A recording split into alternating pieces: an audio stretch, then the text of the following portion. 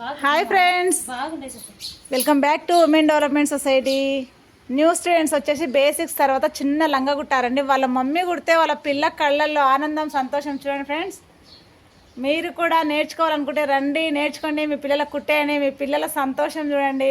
ఎక్కడో కుట్టిస్తే ఉండే సంతోషం కంటే మీరు కుట్టినప్పుడు మీ పిల్లల సంతోషం చూడాలి. వాళ్ళ మమ్మీ కుడుతుందండి. వాళ్ళ అమ్మాయి చూడండి ఎంత ఖుషి ఖుషి అవుతున్నారో. పాపకు ఉదయం నుంచి ఆ లంగా కుడుతున్నప్పటి నుంచి నవ్వు ఆగట్లేదు. నవ్వుతా ఉన్నారు.